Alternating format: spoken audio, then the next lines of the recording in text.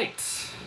That's the first time I've ever had trouble striking the match on camera. Does not bode well for this run of shows, but I'm going to ignore that. Good evening, everybody. Happy October. Great to see some old friends in the stream chat there. Welcome to the show. Welcome to Hoff's Public Domain Horrorfest. I am your host, Hoff Matthews, and this is, of course, a live horror movie screening series and comedy show. We show a horror movie, and we do a bunch of comedy host segments to break it up, like what's happening right now. This is a show which, of course, we used to do physically live in Brooklyn, but, of course, COVID-19 kind of put a stop to indoor screenings, and I actually ended up leaving New York City and coming here to my ancestral estate of Hoff Manor to ride out the pandemic here in my haunted mansion. And in the spring, we started doing the show again. We put it online, and because we're online now, we are showing exclusively classic, older horror movies which have fallen into the public domain in order to avoid copyright violations. We used to be on Twitch in the spring and summer. Obviously, this is not Twitch. We're now on YouTube. We moved for a variety of reasons. I mean, for one thing, it kind of seems less nerdy to be on YouTube, right? I mean, obviously, this is still incredibly nerdy, but Twitch, I feel like people were like, are you, like, playing Zelda? Like, do I need to have a PS4 to watch the show? Like, YouTube, people can wrap their head around it. Just go to the page and watch the thing. We also thought that if we went to YouTube, we could get like automatic closed captioning on the live stream. But it turns out you need to have, I think, at least 1,000 subscribers to do that. And, you know, I assume YouTube could just do it for everyone. They want everybody to subscribe to these channels so that you get addicted to the platform and you spend all your time here and become a QAnon mass shooter. So, you know, don't do that. But if you could subscribe to the channel, I don't know if we're going to do 1,000, but it could be helpful to us. So, you know, if you don't mind, that would be great if you could subscribe. But in any case, we're back this month for the Halloween season, starting, we're doing every Thursday night, by the way, all month, starting tonight with our first selection, the original Little Shop of Horrors, Roger Corman's Little Shop of Horrors from 1960. This is, of course, the film which was remade in the 1980s as a musical. Both versions are about a mild-mannered horticulturalist who comes to possession of a man-eating plant. And another thing that's new about the show this month is that we will have actual real live guests that I'll be interviewing on the show. We used to have guests in the old run, but they were these fictional, you know, sketch comedy characters, not to pull the curtain back too much, but those people weren't real. And we'll still have some of that, but we're also going to have real people just coming on the show and getting real with me. And tonight, we will have Brett Arnold of the New Flesh Horror Movies podcast joining me to talk horror movies, so I'm looking forward to that. But I want to start things off tonight by talking about the reason that the show is back specifically now. As I said, the Halloween season. Because, you know, Halloween is a very clear concept. It's October 31st, right? Everybody understands that. But the Halloween season, I think, is a much more amorphous concept, which has changed a lot over time. So I wanted to start it off by kind of defining what the Halloween season means now. So the Halloween season is a period of time which, of course, begins in July. That's when the hardcore Halloween people really start getting going. And these are the people who are, you know, sort of doing horror type stuff all year round, which I obviously sympathize with. And they've kind of become numb to it unless it's neon orange and covered in cobwebs. And, you know, obviously it's not mainstream to start doing Halloween stuff in July. So much like the members of an obscure religious order, these people may need to confine their worship to the privacy of their own homes. But trust me, in July, this stuff is starting to happen. Now, August is when the Halloween season really starts gearing up. You're starting to see decorations in stores. There's more horror movie reviews on Letterboxd. It's not Labor Day yet, so everybody's wearing their ghost costumes while they still can. Everybody's getting on the same page, leading into September, which I would say is the peak of the Halloween season, right? Decorations are everywhere. autumn officially begins in September. It's mating season for the beetles whose eggs are ground up to make pumpkin spice. So pumpkin spice is in everything. Halloween is just in the air in September. And then, of course, in October, things start winding down. Everybody's kind of sick of the Halloween stuff once you get to October. Advertisers have moved on to Christmas. When people have the World Series to focus on, it's just not that big of a thing anymore. People are kind of over it. If Halloween, the day, falls on a Friday or Saturday, people will use it as an excuse to get drunk at someone's apartment. And if it falls on a weekday, the nerdiest guy at your office will show up wearing a costume based on a reference that no one understands. And then it's November. And you might think that means the Halloween season is over, but we actually still haven't arrived at what I call meteorological Halloween. Now, people forget Halloween wasn't always just about candy and costumes and horror movies. It also used to be about the changing of the seasons and, dead leaves falling from trees to remind us of our own mortality. And thanks to climate change, that doesn't really happen even in northern parts of the United States these days until anywhere from mid-November to late December. And once you get to January, then you arrive at what I call meteorological Christmas. And then the Halloween season is finally over. Until April 30th, or Walpurgisnacht, which is the night when witches and demons can roam the earth freely to celebrate that we've come back around again halfway back to Halloween night.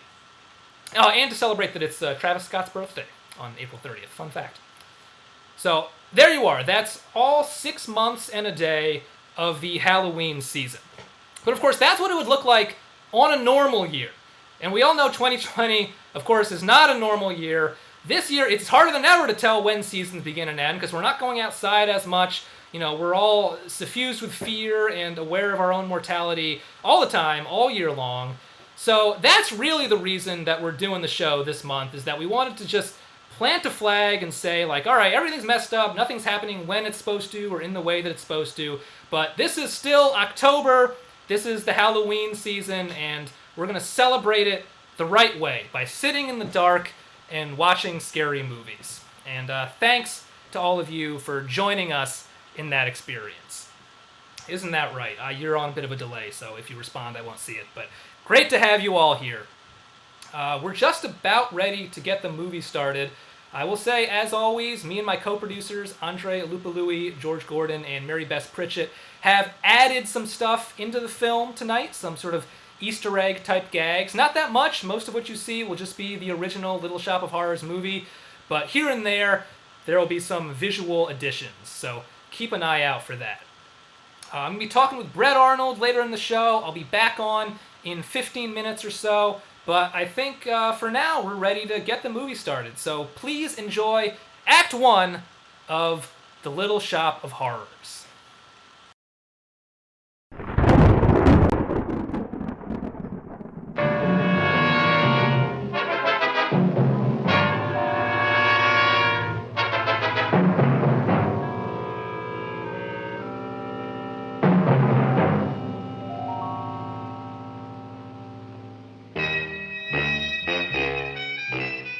My name is Sergeant Joe Fink, working the 24-hour shift out of homicide. And this is my workshop, the part of town that everybody knows about, but that nobody wants to see. Where the tragedies are deeper, the ecstasy's wilder, and the crime rate consistently higher than anywhere else. Skid Row, my beat.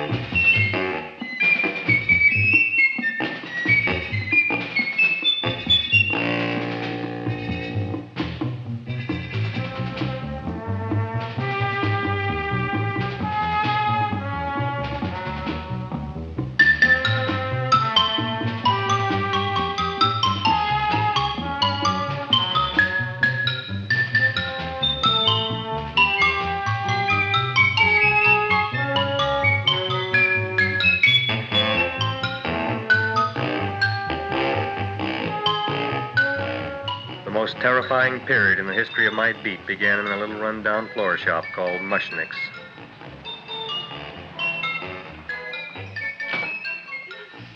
Good morning, Mrs. Shiva. How's things today? Oh, the same as usual, Mr. Mushnick. My sister's nephew, Stanley, died in Little Rock, Arkansas. Oh, what happened? He got blown up. Who knows how? That's nice. Well, you would like, maybe as usual, some flowers for the funeral. Should all acquaintance be forgot and never brought to mind? I thought possibly, because I always give to you all my funeral business, maybe you should possibly give to me, a little cut rate. Look on me, Mrs. Shiva. What am I, a philatelist? I sell on Skid Row nothing but cheap carnations. And I should give you a cut rate. I can't even afford water for the flowers. To my throat, I would be giving a cut. I dreamt I dwelt in marble halls with vassals. Get up from the back! Excuse me, Mrs. Shiva, that Seymour is... He's a nice boy. Why don't you let him see? What, see? Look, here I got a new customer, brand new in the yellow vest. I should let the cleanup boy, but I can't even afford, chase him out right away. Flowers fresh as the springtime Mushnicks. Hello? Oh, hello, Dr. Farb. What can I do for you today? Listen, Mushnick, I haven't got much time. Send me over 2 gladiolas and the fern. Excellent. That's 2 dozen glads, 1 potted fern. No, Mushnick. 2 gladiolas and 1 fern. You want I should put 2 gladiolas in the pot with the ferns? No, 1 fern, 1 piece. Altogether, 3 pieces. I need it for my waiting room. Yeah, it's the filling out. What? The fillings are out. Good, I'll drill a bigger hole. You mean you want 2 crummy gladiolas and 1 crummy fern? What kind of a decoration is that? Listen, it's my flower budget for the week. Mushnick. Who can be a dentist on Skid Row? All right, excellent. I'll send Seymour right away. Who am I to argue with science? Make it snappy. Now you are going to get it. Oh, you are going to get it. Look. Seymour Krellboyne? Now, Mrs. Shiva, we were talking from the funeral flowers, but the little... For funeral! Did you call me Mr. Mushnick? No, I was calling John D. Rockefeller for to make a loan on my Rolls Royce. Sorry I said it. Now, look, Seymour. You take 2 gladiolas. You'll cut them nice and even. You'll take 1 fern. You'll wrap them in a package, and you'll take them to Dr. Farr. Right? Well, go already! Now, what can I do for you, sir?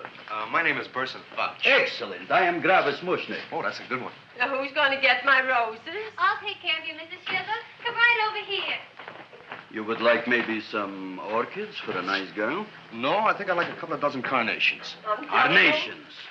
A person can't turn around these days that somebody shouldn't drop dead. You've had more than your share of bad luck, Mrs. Shiva. Bad luck, she calls it. You should have so many people kick off. You'd have somebody fall on top of you, too. What about the carnations? You said you wanted some roses. Yeah, for Stanley. My carnations. You should see what that Seymour is. Oh, here are your carnations. Wait, I'll wrap them for you. No, that's all right. I'll leave them here.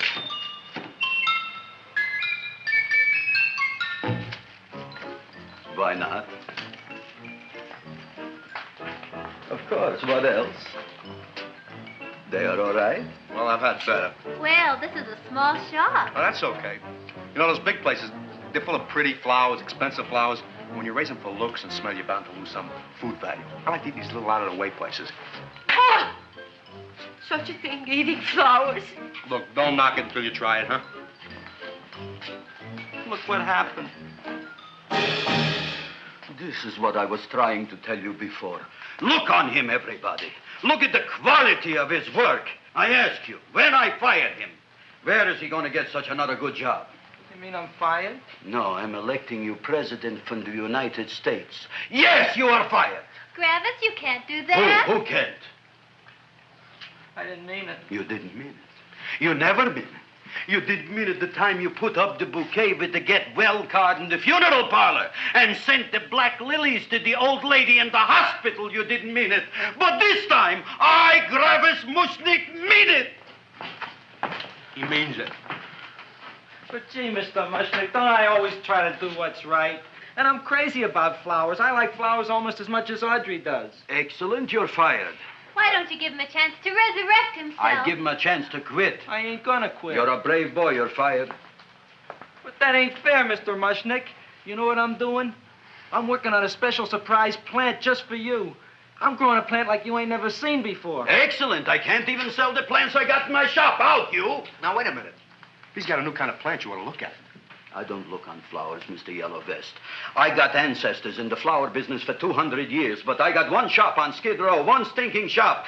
I don't even like flowers. No, you don't understand what I mean. Look, I've eaten in flower shops all over the world. And I've noticed that the places that have the most weird and unusual plants do the best business. See? See? See? What is this, a tango? All right. Explain me more. Well, I remember one place that had a whole wall covered with poison ivy. And people came from miles around to look at that wall, and they stayed to buy. The owner got rich. No. He scratched himself to death in an insane asylum. Oh, that was my cousin Harry. All right. All right. You go home and you get this fancy schmancy plant and you bring it back here. And if Mr. Yellow Vest Fouch says it's a draw, you still got a job. If he don't, out you go to both of you, right? Don't worry, you'll like it. You'll see.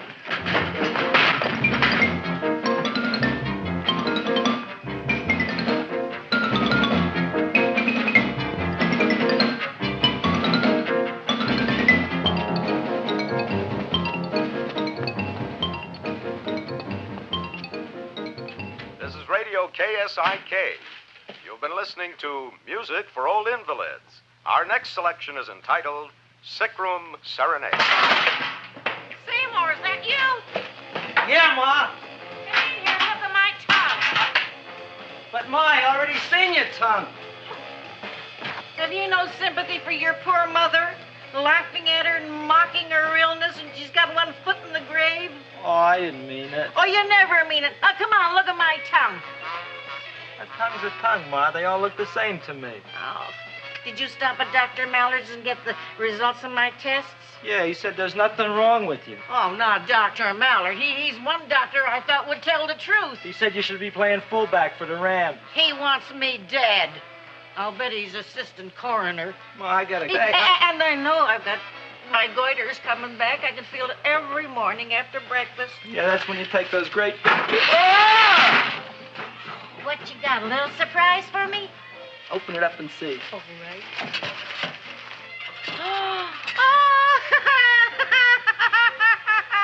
Dr. Slurp Saddle's famous tonic.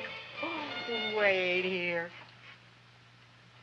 To be taken internally or externally for pain and neuritis, neuralgia, headache. If hit by a truck, call your physician. Alcoholic contact, 98%. Oh, Seymour, you'll never know what this is going to do for me.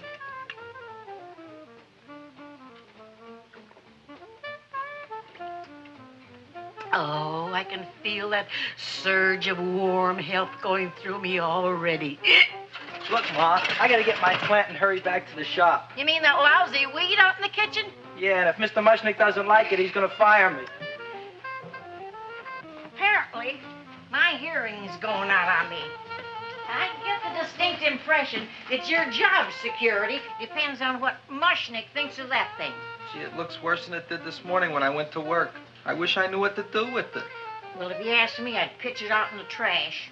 I don't like my house cluttered up with rotten vegetables. Look, Ma, I gotta hurry. Can I bring you anything? Oh, yeah. Bring me the evening news. They're running a self-diagnosis contest. The winner gets to go to Mayo Clinic. Bye, Ma. Bye, son. I'll see you the rosy edge of dawn. Drink to me, oh, feel with thine eyes, and I will...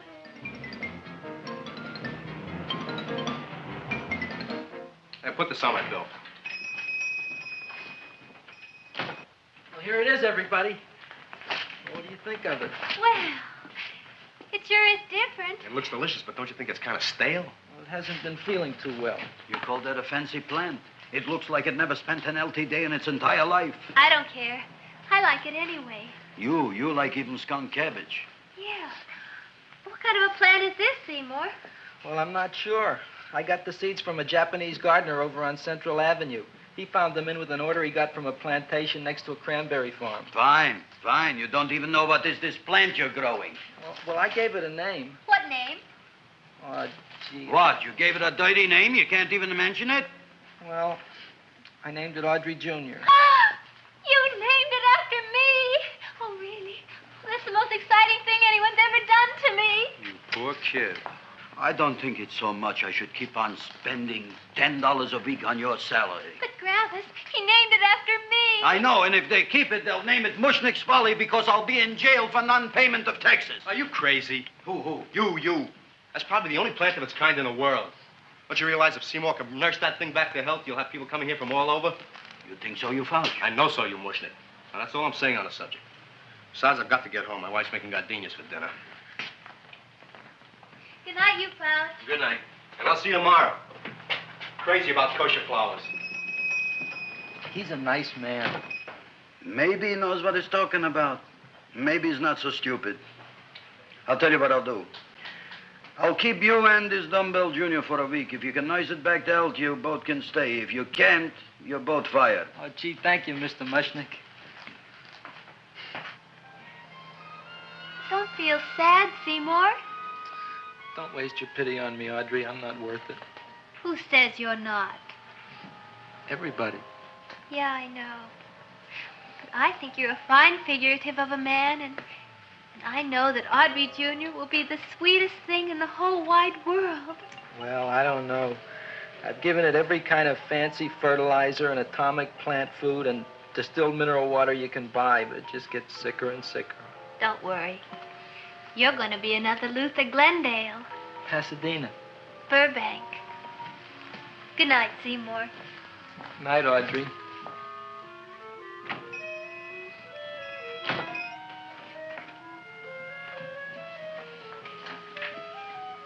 What's the matter, little plant? Haven't I done everything I could for you? Where did I goof?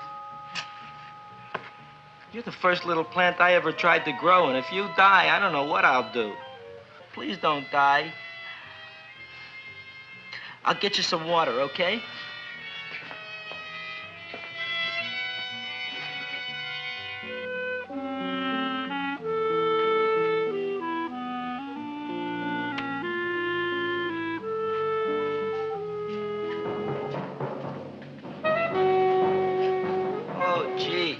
You opened up just like you do every night at sunset. I wish I knew how to make you grow. Here, let me move this out of your way so you can breathe. Ow! Ow, ow, ow, ow! Hey, what happened? How come you woke up? Blood? You like blood? Oh, you must be kidding. Well, we'll see.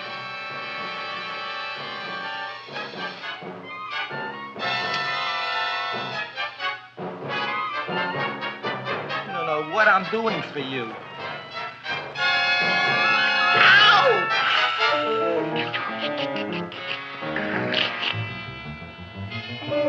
Oh, who would have thought it?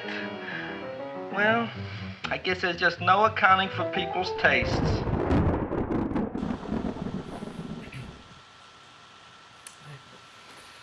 We had a skunk cabbage reference in the beginning there. We used to have skunk cabbage growing out in front of the house that I grew up in. My dad would make me smell it. He didn't make me, but he would tell me, like, yeah, it smells good. I know you smelled it before and it smelled bad, but it's going to smell good this time. Check it out. And I always fell for it.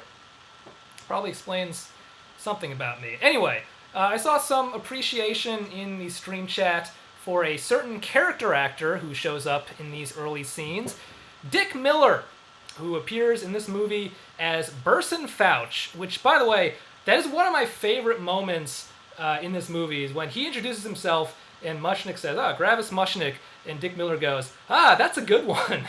It's the screenwriter congratulating himself on his own ability to come up with silly names.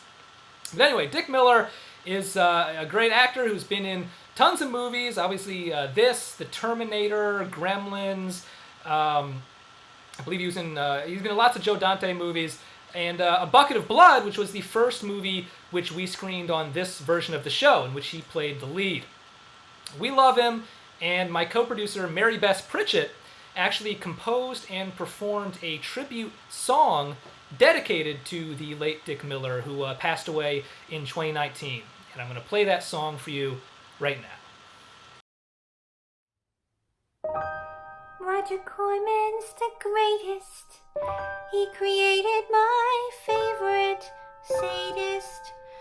But that's a whole nother song for a whole nother time.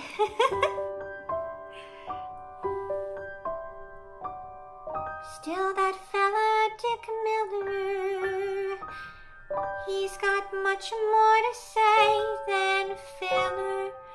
And I dream of a place where he gets his due credit at last.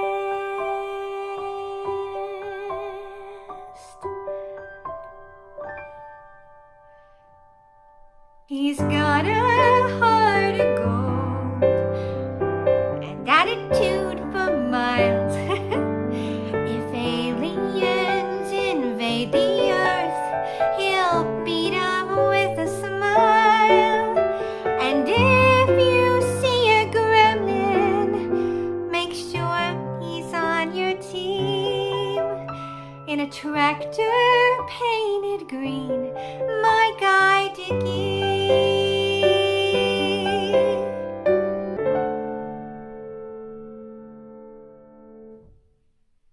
Though he's a little guy, he's braver than the rest, a lover and a fighter. Course Corman was obsessed, and even though he's far away, I hope he's listening. He may be gone, but he lives on. My guy, Dickie.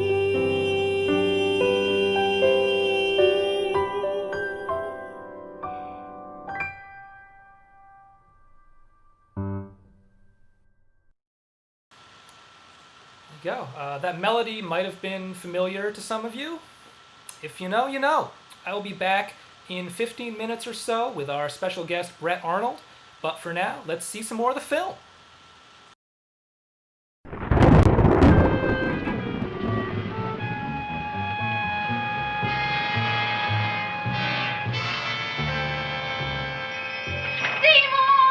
My boy. You're the most magnanimous person in the whole world. Look on him, Audrey. Isn't he beautiful? Isn't he delicious? Isn't he got the $2 raise? What happened to your fingers? Bee stings. So how come I'm all of a sudden so wonderful? 5 bees, one for each finger? 10 bees. Did you say I was getting a $2 raise? Correct, my very excellent Seymour. 10 bees. What did I do now? Don't you know what you did? Just look. Oh, boy, look at that. It grew. It's almost a foot long.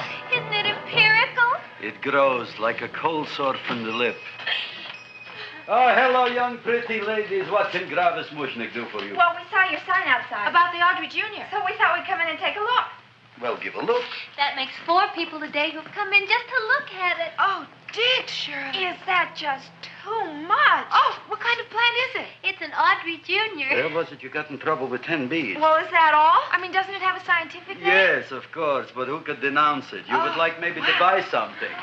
Well, we don't have any money. Except $2,000.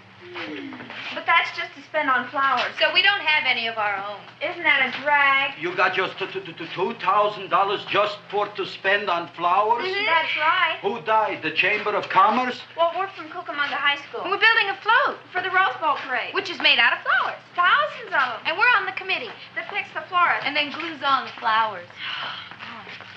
Gee, that sure is a mad plant. Wow, yeah. Seymour here invented it. He did. Thousands of flowers. Girls, please don't damage the horticulturist. Tell me, how come you don't buy all these thousands of flowers from Gravis Mushnick? My flowers got something the others don't.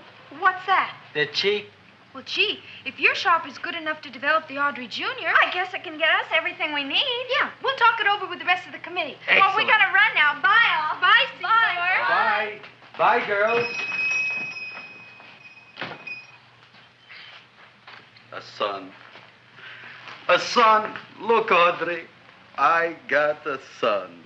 Oh, gee, Mr. Mushnick. What, Mr. Mushnick? I don't want you should call me Mr. Mushnick anymore. I want you should call me Dad. Okay, Dad. Isn't that beautiful? Seymour Krelboyne, come over here, my son. I want to talk on you about the future. Look on this fly trap. Look on it. Soon we got no more Skid Row.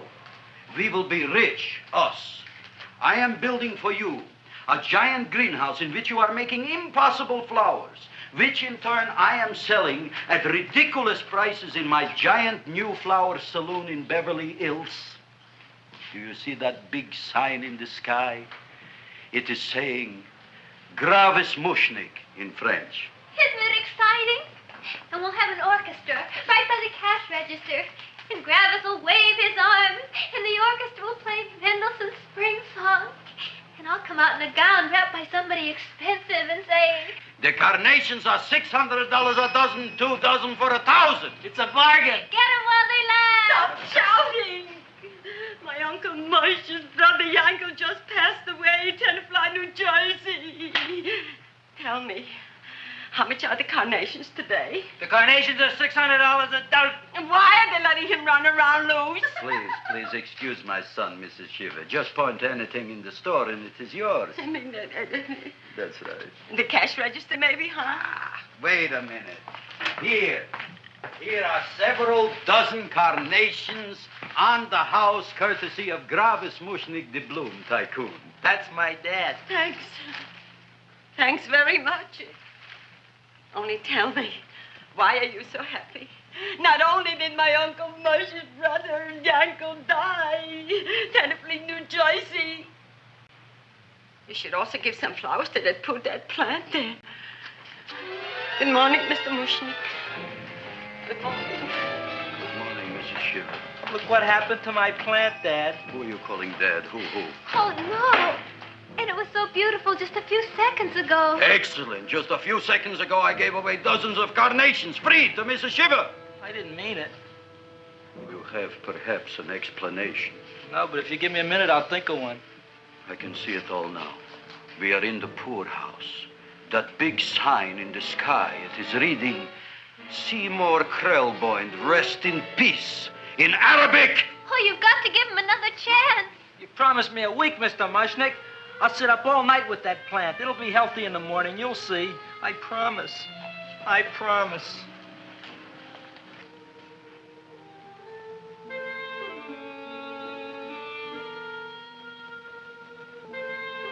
Feed me.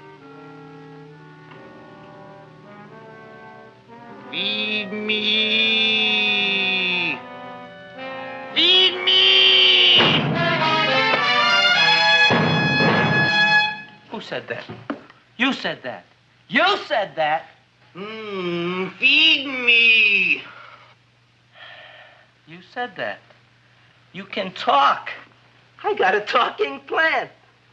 Say it again. Feed me. Oh, boy. I never been to college and I ain't been around much. But I'd have been willing to bet there ain't no such thing as a talking plant. But I'll take your word for it. Gee, Junior, I'd like to feed you. But I used up all my fingers. Oh. Look at me, I'm all cut to pieces. But maybe I can find another drop here someplace.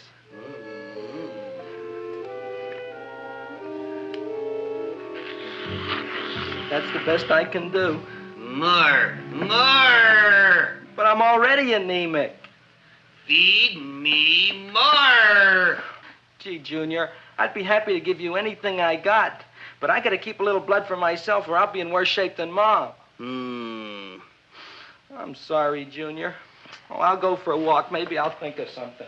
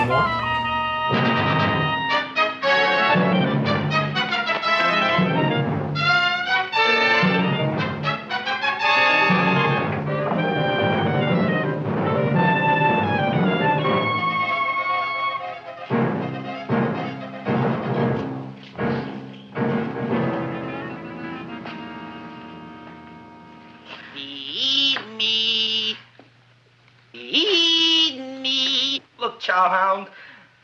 Don't bother me. I got problems of my own. Feed me. I'm sorry, pal. I'm fresh out of blood. Talk to somebody else. I'm hungry. I don't care what you are. Can't you see I'm knocked out? I just killed a man. I'm a murderer. You think it's fun to be a murderer? You think it's fun to haul around a sack full of Food. Oh, no, Junior. What kind of guy do you think I am? I'm starved. Well, maybe just a snack.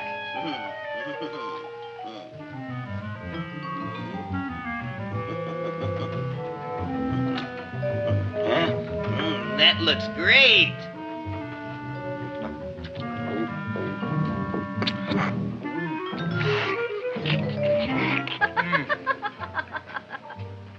Now, that is what I call a salad. What do you call that salad? Caesarean. Well, before the next course, I think I'll have a nice cigar. All right? You would like maybe a cigar? You don't smoke cigars. What am I thinking about? Where are the matches? Oh, you know what I found? What? I'm looking for the matches, and I found I left the money in the other suit. Here's your mock chicken legs. You don't have any money? So what else is new? All right. I made a mistake. After all, a man is entitled. Go on, this is your story. I'll wait for the punch. Don't get smart with me, girlie. I'll have you know that in my shop in the cash register, I'm having the total day's receipts, which is summing up to more than $9. You'll bring the rest of the food, then I'll go to the shop and get the money. You're playing my favorite song. Now look here, Buster. One of you is going to go down right now and get the loot, while the other one stays here until the first one gets back, if you get what I mean. Oh, fine. In this fancy schmancy restaurant, you are holding hostages, right? All right. Excellent. You eat up, Audrey. I'll be back in a flash with the cash. Bye, Gravis.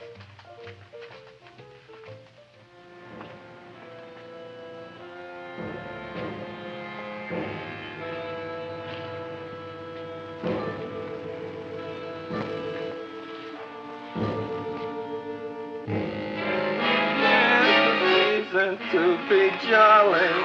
La la la la la la la la. It's the season to be jolly. La la la la.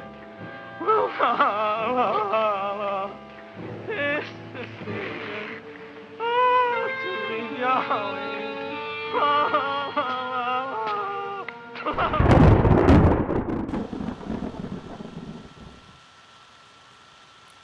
All right. I hope you're all enjoying the movie so far. We're going to take a little break, and I'm going to talk with our special guest tonight, Brett Arnold. He hosts the New Flesh Horror Movies podcast. They cover horror movies, old and new, and all things horror adjacent. I don't know if we have any New Flesh listeners watching the show right now, any Pizzoners, but welcome if we do. And I'm going to work on bringing up the Zoom window that Brett is in right now. So as always, please forgive any technical errors or inadequacies. There we go. Brett, you are on. You are live. Everyone say hello to our guest, Brett Arnold of the New Flesh. Hello, everyone. How's it going? I wore my mask because I saw there was like 20 people in here, and I'm just trying to be safe. Follow the CDC guidelines. Yeah, I appreciate that. And I guess everyone's just going to have to trust that it really is you. I promise I wouldn't lie to you guys. This is the real Brett Arnold. Thank you so much for coming on the show. Great to have you. It's me. Hello. Yes. Yeah. So I guess the first thing that I wanted to ask about... Well, first of all, are you enjoying the film? I know you watched it in preparation for the show. Yeah, I watched it this week after watching the musical version for the first time. I hadn't seen either of them. Oh, wow. And they're both fantastic. I love them both. But yeah, it's really great to watch them back to back. And I see what the fuss is all about. Yeah. Now, did you watch the musical with the theatrical ending or like the director's cut ending? Because not to spoil anything, but I know there's two versions of it. Yeah, I didn't go super into that. I watched the theatrical version, whatever was on HBO Max. So I think it's theatrical. What is different in the director's cut? Well, I don't want to reveal okay. anything. Yeah, I don't know yeah. who's For seen sure, what, for but sure. there is another option that you can look up after the show. Wow. Yeah. It's very exciting. Yes. So you're also obviously a big horror movie guy, and I was talking about the Halloween season earlier. Do you find that you get Halloween fatigue at all these days? Because I feel like it kind of gives me the holiday blues a little bit in a way, but I don't know. Do you find that to be the case? Not at all. I wish I had a more portable camera. I would turn around and show you the Halloween rig we have around the TV over here. My fiance built a whole thing of spooky balloons. We've got orange lights in our front window that is visible from the street. So we're all in on Halloween. I watch horror movies all year round, yes. And I still am very excited. We just watched Halloween Town on Disney Plus like an hour ago. So yeah, I don't know. I'm all in. I'm one of those annoying guys. I changed my Twitter handle already to a spooky name. Oh, I need to get on that. That's a good point. I'm running out of plays on Hoff, I think. But yeah, I don't even do a play on Brett anymore. I just did spooky name redacted. Just spooky. Yeah. Spooky Goblin. Gotcha. Well, that's good. I guess you're not feeling the fatigue because you're doing it right then. Yeah. But I know you watch a lot of horror movies, but you watch a lot of movies generally. You are a film buff, holistically, I guess. Do you find that your film watching routine and habits have changed a lot under lockdown? Well, they've kind of had to, because before the pandemic, I was going to 3-4 movies a week. I live in New York City, and there's always something to see in the theater. And back in 2018 when MoviePass was a thing, I was going like every day. So like I definitely used to make my schedule around going to movies. And now I do the same thing, I guess, but at home and around my own schedule. So it's just different. And I prefer the theatrical experience because that's the only space where I honestly hold myself accountable and like my phone is off and I won't look at it. Even at home, like I have to be really rigorous about leaving my phone upstairs if I want to watch something, or else I will find myself looking at it. And I love the theatrical experience. But then again, I live in New York and we're not allowed to go to movie theaters right now. They're not open. Yeah. But when Tenet opened, neighboring states like Connecticut and New Jersey are open. So a couple of friends of mine rented a private screen at a Cinemark in Connecticut where we watched Tenet. So that was fun, even though the movie was just so-so. Yeah, I saw that you did that. You talk a little bit more about that. How do you go about renting a private theater? Oh, for sure. So Cinemark, I know, which is actually where I worked for 10 years in high school and a little bit in college as a projectionist. But Cinemark is doing this great thing that I'm pretty sure if your state has a Cinemark, they are doing it. But it's a private screen rental. It varies from, I think, like $60 to $150 maybe for like a new movie. But it's $150 at maximum. And you get to bring, I think, up to 20 people. So you really can, if you really want to fill it and bring your friends, you could definitely get your money's worth. Oh, there's a cat in my frame. Hello. We love that. Always welcome on Zoom calls, and it's a Halloween-y touch also. It's not a fully black cat, it looks like. But... No, she's got a tuxedo on. Yeah. She's crazy. That's also appropriate for this show. It is. But yeah, the Cinemark thing, it ended up being like $25 a person, and we only brought like 7 or 8 people, and we did a New Mutants and Tenet double feature, which was a fun night. So I definitely recommend doing that if you're skittish about going to a theater right now in public, because you can bring 2 people, you can bring 20 people, however you want, and it's definitely the cleanest that theater has ever been. They aren't kidding about all the safety measures they're doing. I don't know if they, how effective they are, but they're definitely doing it. And I actually went again. I've gone twice more since then, just because I'm so bored and I have all this free time and I have a car now. So I drove to, where did I go? Stamford, Connecticut, and saw this new Miranda July movie, Bajillionaire, and the Aaron Sorkin Chicago 7 movie. which I enjoyed both.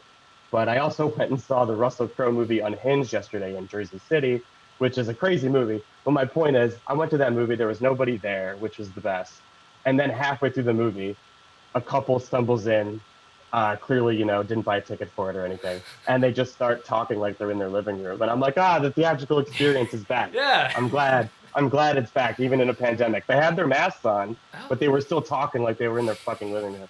So, cinema, I'm worried about the next few months because it seems like they're probably going to shut down again. But I think they will reopen when the world is safe for it, and I think they'll be fine. Yeah, I mean, I also used to work in a movie theater, and I can't imagine like having to actually make sure it was like genuinely clean rather than just it's crazy. sweeping up the boxes. Dude, you know what's crazy? My first day as a floor staff, which is like when you clean the theaters after the movies, this guy, I'm pretty sure now in hindsight, he must have been fucking with me. But on our first day, he told me he was training like a bunch of new staffers. And he says, okay, so you're going to find a lot of sodas that are full, and you're just going to want to pour them right out on the carpet because this carpet absorbs it. And that was how we clean theaters. They would just pour the fucking drink on the ground. Wow. It was ridiculous. The carpeting absorbs it. Yeah, and it's got that like firework pattern. I think what that means is the night crew will get it. It's pretty fucked up in hindsight. And so to be clear, you did not get COVID from doing this. I should follow up on that. Yeah, okay. I'm COVID free. You see, I got the mask. I even wear it virtually. Good. Yeah. Good. I gotta say, wearing a mask watching a movie, you gotta wear a comfortable mask is my tip. Because if you wear the ones that like, this one's pretty soft and comfortable, but the ones that like pull, the stringy ones, like having those pull on your ears for 2 hours straight is kind of rough. And that's what I did the other day, and I don't recommend it. Yeah, you got to get the ones with the straps that tie. They're not as common, but they're important. Yeah. Wow. Incredible 2020 talk. Yes. We're up on the zeitgeist, if nothing else, on Hoff's Public Domain Horrorfest. I mean, obviously, we mainly show these old movies on this show, and you're someone who keeps up with a lot of new releases and is continuing to do so. So I wanted to ask, like, what do you see as sort of a bird's eye view of the big differences between modern horror and like older waves of the genre? Oh, for sure.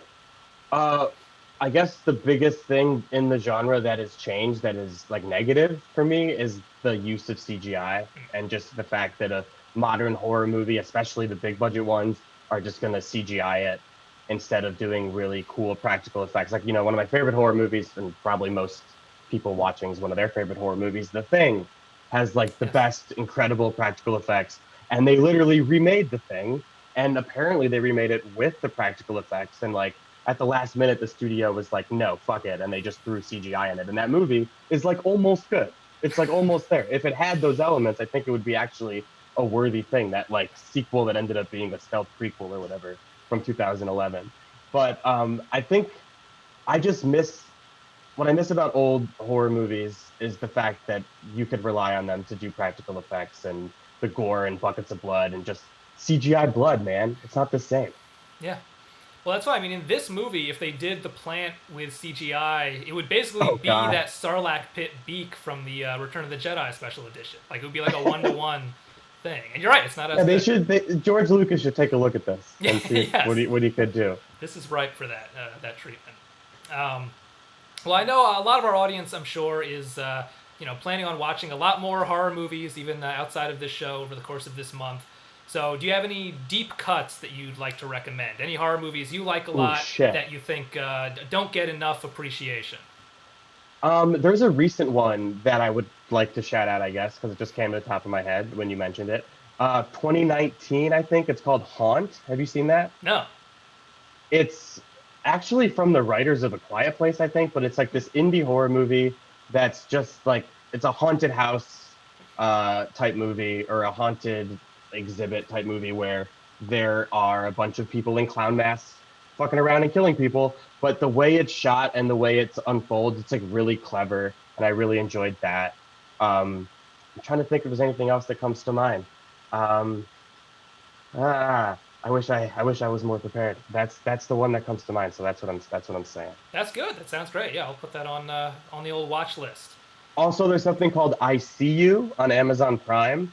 That it's like epitome of a 3-star movie. Like, it's not great, but it is very enjoyable, and I think horror fans will enjoy it, because it's like one of those movies where it's 45 minutes of this one thing, and you're like, oh, that's kind of silly, and then it heel turns, and it's like, oh, I see what they were doing. This is kind of clever, and it's very dumb, but it stars Helen Hunt, I think, and it's a weird little no-budget horror-esque movie. That's on streaming, or it was last I checked. Cool. All right, well, there's one last thing that I wanted to do before I let you go. If you're up for it, we're going to play an interactive game. What we're going to do is, obviously, the film we're showing tonight was remade as a musical, and me and my co-producers... What is the cat's name, by the way? I don't think I asked earlier. This is a different cat. Okay. This is Laura Dern right here. Nice. And this is Lucy, named after... She's Lucille 3. Nice. From, Arrested Development. Very cool reference. Yes, that's very good. All right, well, a hello, reference that hasn't aged well. The last 2 seasons of that show really tarnished it, huh? People still remember the first 3, though. Yeah, good.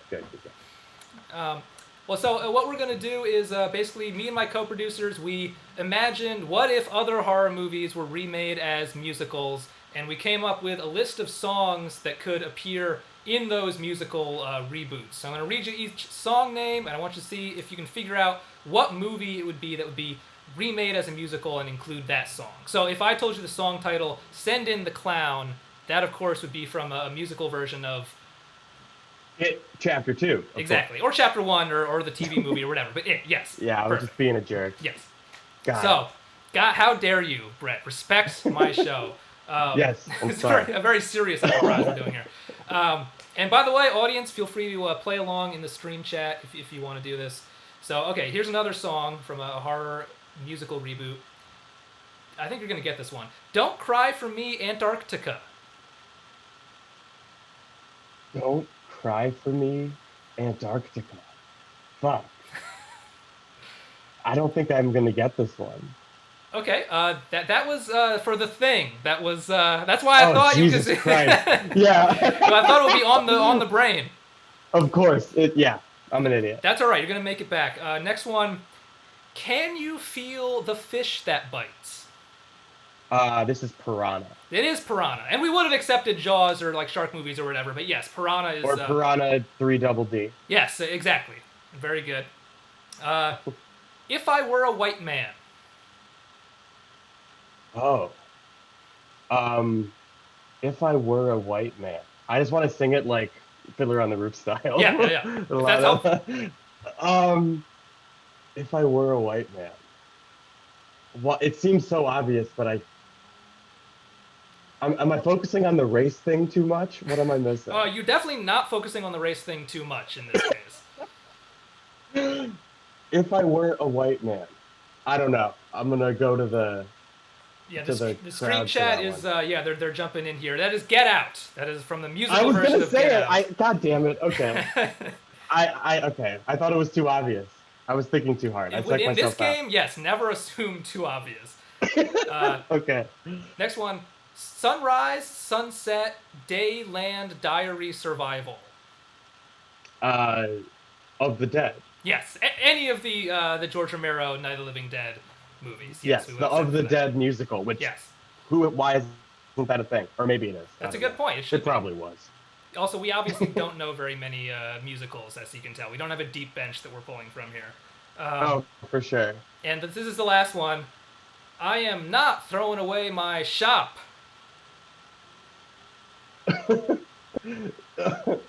Is this just Hamilton? Yeah. Is there a horror bit? Well, this would be Little Shop of Horrors, but if they did it a second time got it. I'm an idiot. Yeah, I really nailed this game. Sorry you got it, yes. Look, you did great. You did wonderful. And it was great to talk to you. So thank you so much it was nice to talk to you as well. for appearing on the show. Yeah, of course. I'm excited to keep watching. Happy Halloween. Happy Halloween. Yes. All right, Brett Arnold, everyone. Make sure to check out the New Flesh Horror Movies podcast, and let's watch some more of the film.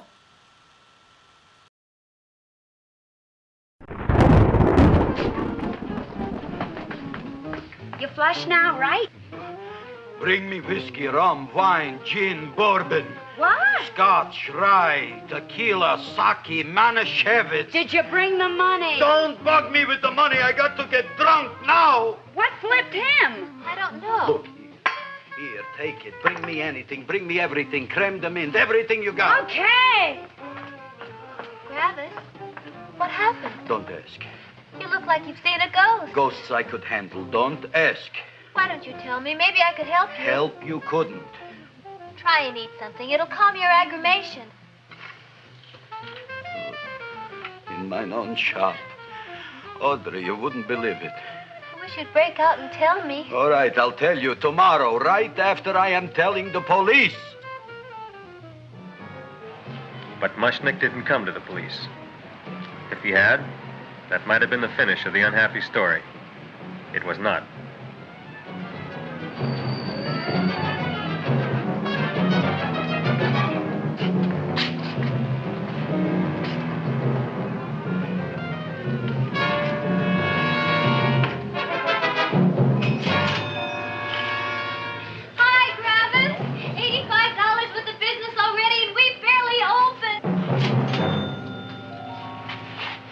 Tell you, you wouldn't be interested in selling a half interest in this place, huh? Mr. Mushnick, we talked to the committee, and they said we could use your flower on the float.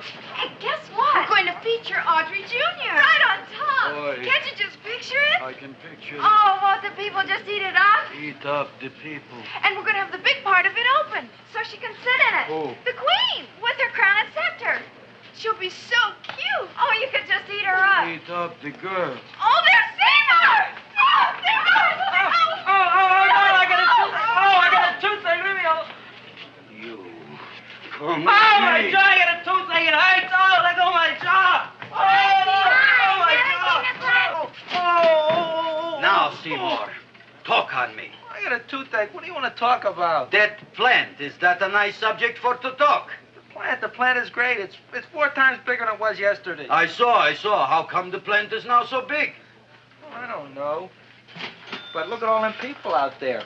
We only been open a half hour, and we already done $70 worth of business. 85. Now look, Seymour. You gave this plant a fancy name, Audrey Jr., but I want to know right now, what do just people call it? Well, it's a cross between a Butterworth and a Venus flytrap. Venus flytrap? And what are the habits of this Venus flytrap? Well, the book says it eats insects. It eats them 3 times in its life, and then it's full grown. Excellent. And how many times is this one eat? Well, once or twice. You don't remember? Well, this is kind of an unusual type flytrap. That is a possibility. It may never eat again. I don't see how it could get any bigger. Then you think it don't need any more flies? Yeah. Oh, my tooth is just killing me. All right, excellent. You run along to the dentist. I'll take care of things here. Thanks, boss. Travis, we've got to order more flowers. Tons of them.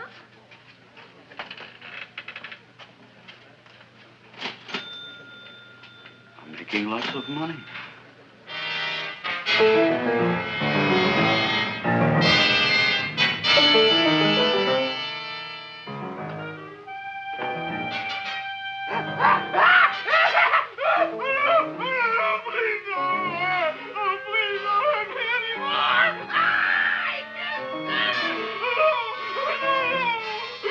That'll teach you to keep your bill up to date, you deadbeat. Go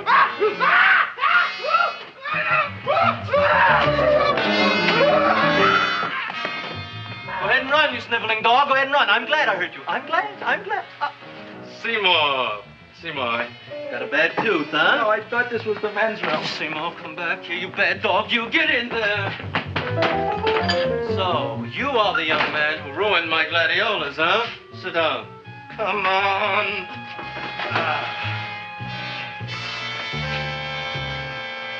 Guess what? My tooth stopped hurting. Yes, I know. Let's see. Shut up and open up. Uh-huh.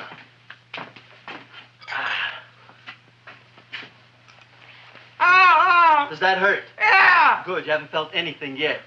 Uh-huh. You shoot over here. Seymour, who was the dentist here, you or me? I'll find that tooth. Mm-hmm. Uh-huh. Look at that stalagmite. But don't worry, it's going to be an easy one, Seymour. I won't even use Novocaine. Oh, you broke the mirror in my mouth. Well, don't tell me about it, stupid. Just swallow it. All right, yes. Let's see now, Seymour. Let's see, I'll have this one, and that one, and I have to have this one, Seymour. It's only one, too. Seymour, who is the dentist here, you or me? Are you practicing dentistry without a license? No. All right. Let's see. Oh, shh.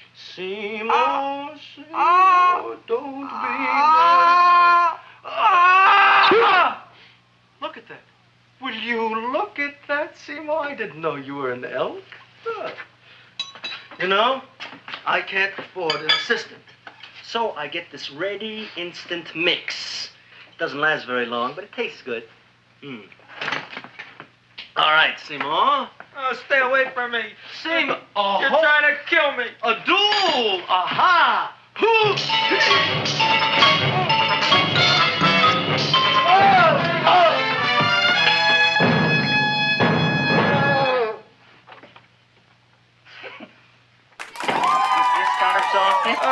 Just a minute.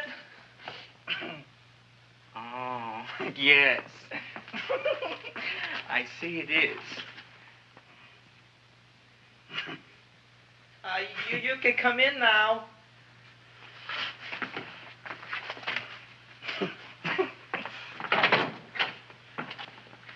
My name is Wilberforce. Wilberforce what? Just Wilberforce. My first name is Wilbur. My last name is Force. I don't have a middle name. Well, you have an appointment, maybe? No, but you were very highly recommended to me by one of your patients, a Mrs. S. Shiva. I do a lot of undertaking for her relatives. Well, as you can see, I have a customer now, and I'm all booked up for the rest of the day, so you'll have to come back tomorrow. Oh, I couldn't do that. I have 3 or 4 abscesses, a touch of pyorrhea, 9 or 10 cavities. I lost my pivot tooth, and I'm in terrible pain. Well, I can't help you today. Oh, that's all right. I'll just wait outside.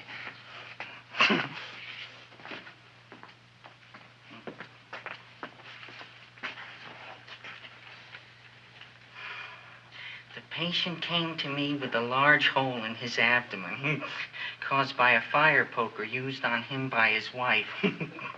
He almost bled to death and gangrene had set in. I didn't give him much of a chance. There were other complications. The man had cancer, tuberculosis, leprosy, and a touch of the grip. I decided to operate. My patient just left. You could come in now. Oh, goody. I didn't see the other man leave. Well, he went out the back door. You know, most people don't like to go to the dentist, but I rather enjoy it myself, don't you? I mean, there's a real feeling of growth, of progress when that old drill goes in. I mean, I'd almost rather go to the dentist than anywhere, wouldn't you? Yeah. Now, no Novocaine. It dulls the senses. This is gonna hurt you more than it is me. Oh, goody, goody, here it comes.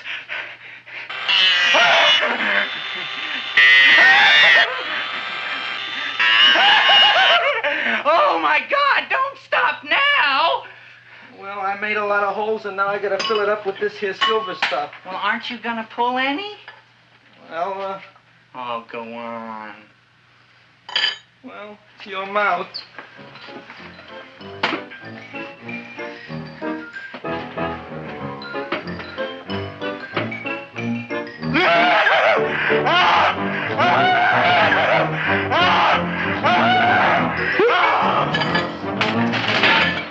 Well, Dr. Favre, it's been quite an afternoon. I can truly say I've never enjoyed myself so much. I'll recommend you to all my friends. Thank you. Bye. Bye now.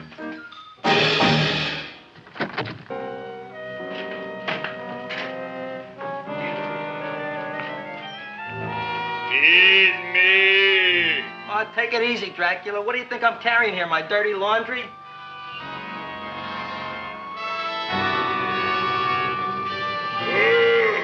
I'm coming already.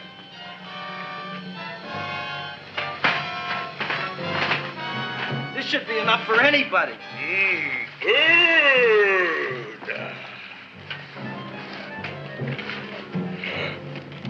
Well, goodbye, Dr. Farr. You may have been a crummy dentist, but you were a nice fella.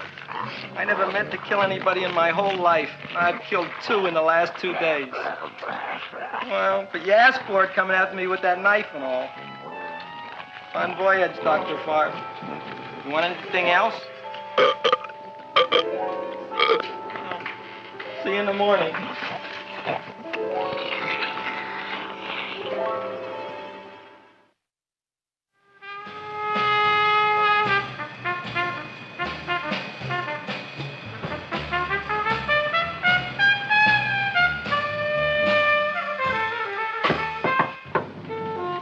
Come in. Hey, Joe. Come on in, Frank. How's the wife, Frank? Not bad, Joe. Glad to hear it. The kids? Lost one yesterday. Lost one, eh? How'd that happen? Playing some matches. Well, those are breaks. Yeah, I guess so. Got a strange one here. Railroad people say they lost one of their best detectives the other night. Oh, yeah? Down by the yards. He was watching the refrigerator cars. Refrigerator cars? Ice thieves. Oh, yeah? What happened? Don't know. Vanished. Blood on tracks. Clues? None. Anything else? Dennis. Farb. Dead? Missing. Clues? Blood in office. Where? Skid Row. Ideas? None. Check it out. Yeah.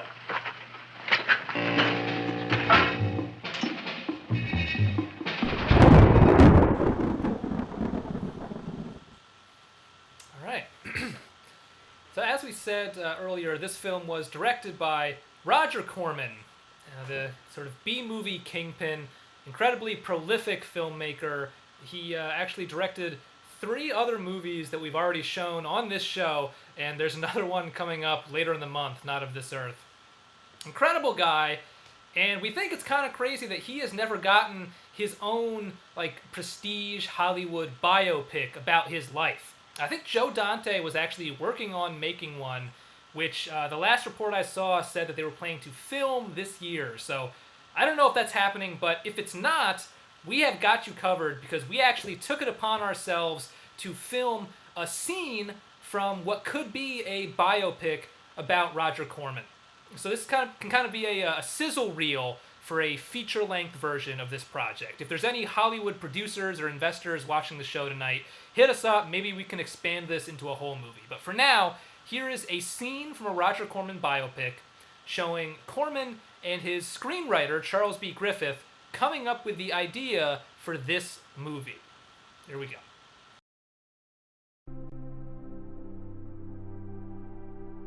Think, man, think! Those sets are only going to be up for a couple more days. We need to come up with a scenario to film in them before they're taken down, or our deal with Montrose Hellerman of Caligula Pictures, whom we met in the previous scene, will be no more! Time is of the essence. This is one of those moments in life that tests the mettle of a man. Oh, Lord God, why? Lord above my God, why are you testing me so? Hey Raj, it's your writer, Charles B. Griffith. You want to tie one on? Yep. So the sets were from Bucket of Blood, right? Beatnik type stuff? Yeah. So why don't we make it a concert venue and make a music picture? But it's got to be scary. It can be about a music critic. Not scary enough. He's a vampire. Okay, so Dick Miller's posing as a lunch lady at this school as he's hiding out from these mobsters that he stole money from. But no one can find out his secret. Yeah, he has to cover his tracks. Right, so eventually he has to kill. And what do they have a lot of at a school? Kids. So we can't just kill a bunch of kids in this movie. Yeah. A kid can die in it, but it can't just be a movie about killing a bunch of kids. Just something that eats people, you know? Like a big beast that eats. That's not very interesting, is it? Oh, okay, well, what doesn't ordinarily kill people, right? That would be funny. How about not a clown? I already did a clown picture. A plant. Holy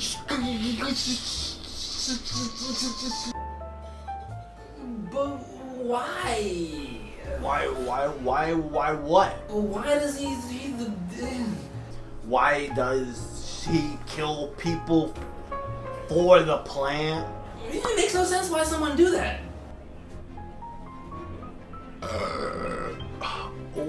What if he What if he's just a fucking idiot? Yes! Right? Yes! Yes! We did it! We did it! I can't believe he's just a fucking idiot! He's just a fucking idiot! That's all there is to it! It's that simple! It's really, there's nothing else! It's just that he's a fucking stupid person! Oh my god! Genius! I can't pay you for this. I came up with the story myself. I came up with it myself. I mean, you understand that? The rest, as they say, is history. There you go. Really inspiring, as you can see. By the way, the person that I portrayed in that scene, Charles B. Griffith, plays, in addition to being the screenwriter, plays a bunch of roles in this movie. He voices the plant, and he also plays a burglar in the segment of the film coming up after this break. So keep an eye out for that. I don't know that we look like each other, but I do think our hair is kind of similar. So see what you think. Let's get back to the film. Now we were on the case. Officer Frank Stooley and me. My name is Fink. Sergeant Joe Fink. Fella Fink.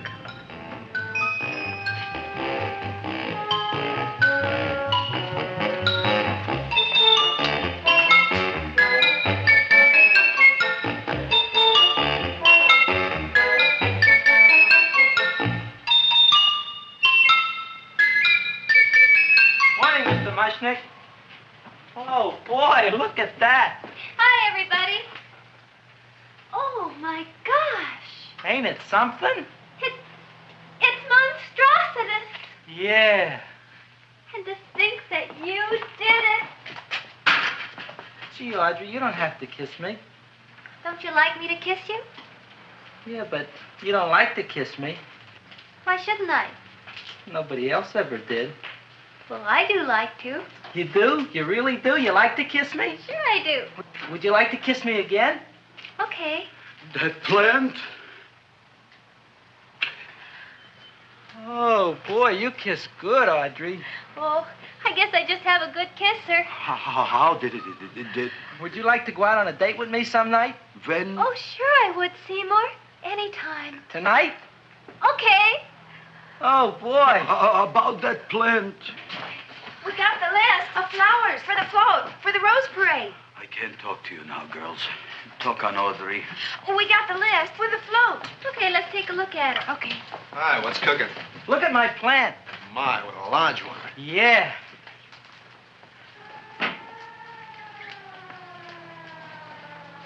Hello, Mr. Shiver. What's new? Oh, I got terrible news. My nephew Frankie just lost his little boy. Oh, that's too bad. How did it happen? He was playing with matches. Would you like to buy maybe some flowers? About 50 cents worth. Well, I'll get them for you. Look at my plant. I'm looking.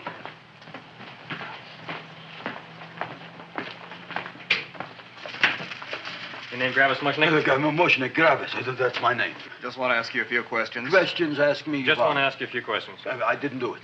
Do what? Whatever. Ever see this man? Man, see picture. Why are you so nervous? You got a guilty conscience? No, why should I? Ever see this man? Man, see the picture. Dr. Farb. So you know him? My dentist. He maybe did something. Disappeared. Blood in his office. The other man, too. Blood in the railroad tracks. And a few spare parts. Dr. Farb is murdered. Is he? No, who knows? Not me. What do you think? He doesn't know anything. Okay, Mushnick. If you hear anything about these men, Call our office. Sure, I'll be glad to cooperate with the police. Hello, Aunt Sitting. Oh, isn't it terrible what happened to your boy, Frankie? Those are the brakes.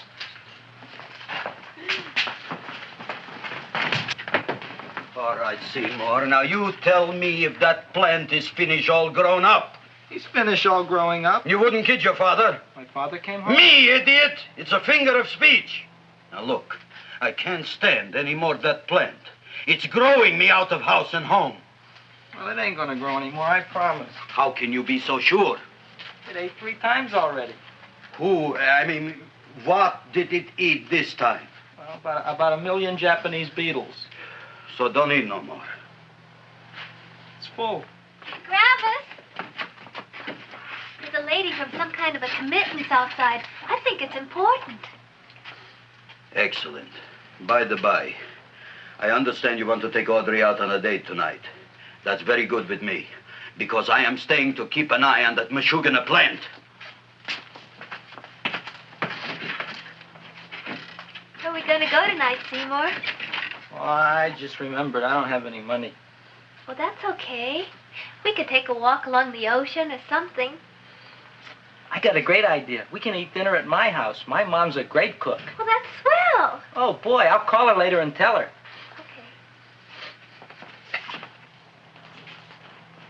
Oh, that's remarkable. You like? Oh, I neither like nor dislike anything, my goodness. I happen to represent the Society of Silent Flower Observers of Southern California. How about that? Tell me, who created this magnificent bloom? I did, me. And what might your name be? Seymour Krelboyne with a K. Krelboyne. Krelboyne. Raised it in a coffee can. This? Well, tell me, Mr. Krelboyne, is this a freak, or can more be raised from the seeds? We should live so long. Well, I don't think they're going to be any more, Miss, Fuschtwanger. Mrs. Hortense Fuschtwanger. I think this is going to be the only one, Mrs. Fishswinger. Fuschtwanger. Fuschtwanger? It's probably indigestible anyway. At any rate, I have the honor to tell you, Seymour Krelboyne, that you have been selected to receive the annual trophy of the Society of Silent Flower Observers of Southern California. A trophy? Me? Such is justice. Tell me, when do you suppose those large buds will open? Well, according to what the book says about the plants that I crossed, they should open day after tomorrow at sunset. Ah, very well. Then I shall return at that time to present the trophy. Good day.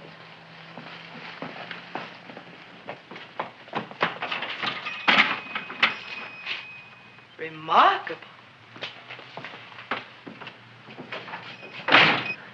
Oh, boy, I'm going to get a trophy. Oh, Seymour, I'm so proud of you. Oh, a real trophy. For Andrei Jr. We can put it on the float. In the Rose Parade. Oh, boy. Don't look at me. I'm a terrible sight. I'm a complete sea hag. She always says that. Oh, well, it's true. I haven't been feeling very well lately. Audrey, this is my ma, Winifred Krelboyne. Ma, this is Audrey Fulcourt. She's my girl. Hi, Audrey. Are you hungry? I sure am. I could eat a hearse. Oh, well, sit right down, and I'll go get the first course. Sit here, Audrey. You want me to take your sweater? Yes.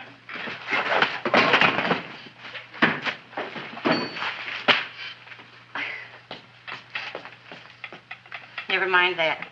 Well, now try this.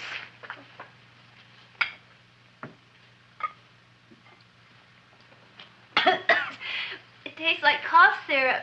Dr. Flem's cough syrup. A toast? To Audrey Jr. No, to Audrey Sr.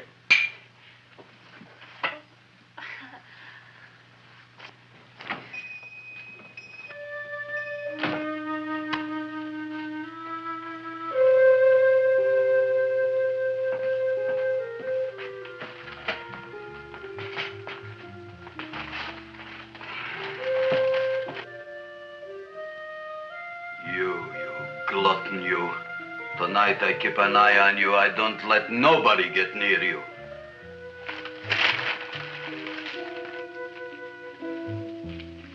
Here comes the soup. Now, don't touch it till I get the flavoring. Gee, Audrey, you sure look good by candlelight. Oh, do I really, Seymour? Yeah. Here you are. Now, try it. Sure smells different. It's different. Some kind of oil, isn't it? Cod liver oil. It's wonderful for the colon. And that's sulfur powder on top.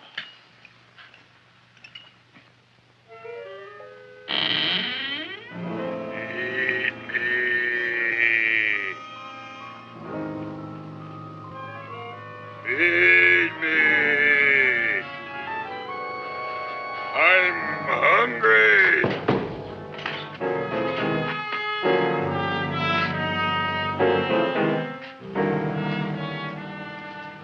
Open it is. Feed me. I didn't hear it. Feed me. I heard it. I want food. A talking plant we got. I'm hungry. No. Hungry. And that a fine kettlefen fish. Who would you like to have tonight? You look fat enough. We not only got a talking plant, we got one that makes with smart cracks. Will you listen to me, you botanical bum? Food you wouldn't get. Not from Gravis Mushnik. I'm starved. Excellent. You would unpopulate the old Skid Row. Well, you can forget about it. You wouldn't get fed from Gravis Mushnik tonight. Good night. You'll get yours.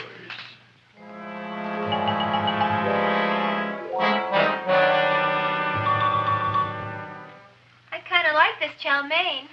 If it tastes a little bitter, it's because it's made of Chinese herbs and it's flavored with acromycin and Epsom salts. There ain't another cook in the whole world like my ma. That's what your old man said before the louse ran out on me. You know, if you're going to be married, you got to be a good cook.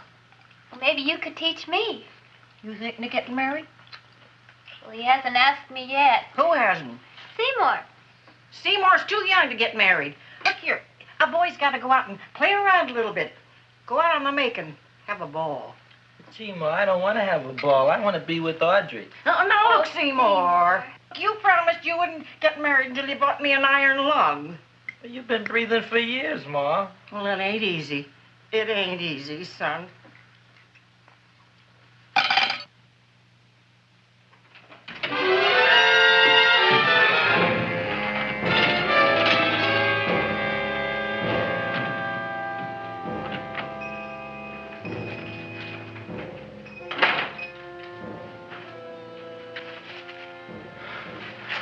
Nobody here. Black Cat, 13th John, Friday the 13th is stupid superstition. All right, you. Come out of there. Don't shoot, mister. I'm old and sick. I wouldn't hurt even a fly. Come out in the light where I can see you. Man, please don't shoot. Please. Please, I'm only Gravis Mushnik. You wouldn't want to kill me. Where would you hide the body? Don't worry, I'm not going to shoot you. Not unless you try something. Try something? I never tried anything in my life. I wouldn't try anything now. You want my money? Take it. You want I should go out and steal you some more? That's all right, too. I'll do it. Thank you very much. I like your brand of hospitality. You'll excuse it isn't more. I'm only a poor florist. Yeah. We got about $30 here. Come on now. Where's the rest of it? I was in here this afternoon. I saw about 30,000 people in here. They must have spent some money. Where is it? There ain't no more money. They came in to look on the plant. It's a big attraction. Audrey Jr. The plant. Don't try to slow me, Jim. 30,000 squares didn't come in here just to look for a plant. I want it. I don't got no more money, honest. Believe me. Okay, let's try this. 1, 2, 3, 4. No, I ain't got no more money, honest. All right, try it the other way around. 5, 4, 3, 2. All right already. Okay, Big Bad, where? In the plant. In the plant. The big plant, Audrey Jr. Inside the big leaf. That's right, inside. How do you get it open? Just knock.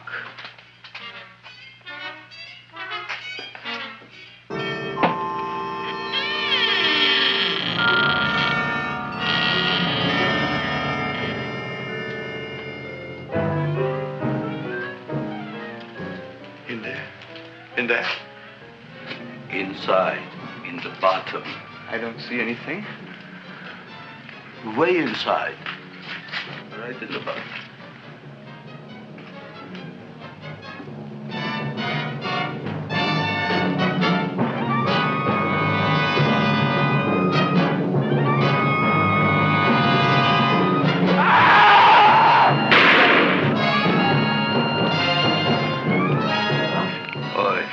I did.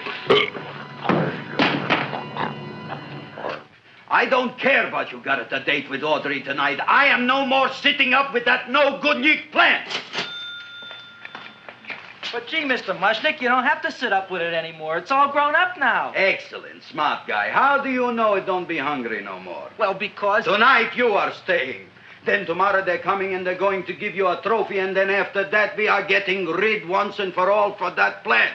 Getting rid of it? Why? Don't ask why. Why? The end. Into the garbage can. Aloha. Oy. Yes, Mrs. Shiva. Oh, Seymour, you wonderful plant. Oh, that's all right, Audrey. I'll grow other plants, even more wonderful ones. I know you will. Did you figure out what we're doing tonight? Yeah, we're going to a place full of beautiful flowers. We have to stay here. Yeah. Well, never mind. We'll have a picnic. It'll be just like going to the country. Oh, Did you boy. get the 3,000 pink azaleas for the arbor and the 9,000 yellow mums for the border? Yeah, and the roses for the front and the back? No, around the back. What do you mean you're going to a picnic at night with that full-quart girl? Don't you like Audrey, Ma? She's out after your money. I don't have any money. Oh, she's a smart one. She'll latch on to you until you get some, and then goodbye fortune. But Audrey's an honest girl, Ma. Yeah, never trust a woman who's too healthy. But Audrey had a bad cold a couple of weeks ago. Oh, a cold, a puny cold. Why don't you get yourself a real female with something decent like mononucleosis or gallstones? Well, maybe she could catch something like that. The only thing she'll catch is you. And she'll take you off to some shady sanitarium and leave me to chiropractors and faith healers.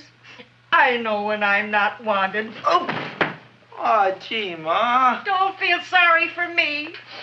I'll just find a nice wet alley somewhere and curl up and wait for the end. Oh, please don't die till I get back, will you, Ma? I'll take care of you. I'll always take care of you. I promise. Yeah. Bye.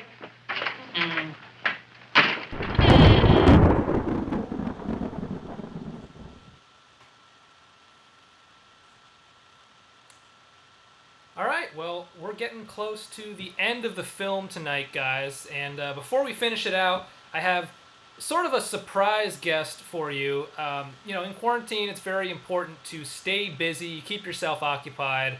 And recently, I've actually been tending to my own pet plant here. I guess you can't really see it on that side. There we go, it's a little better.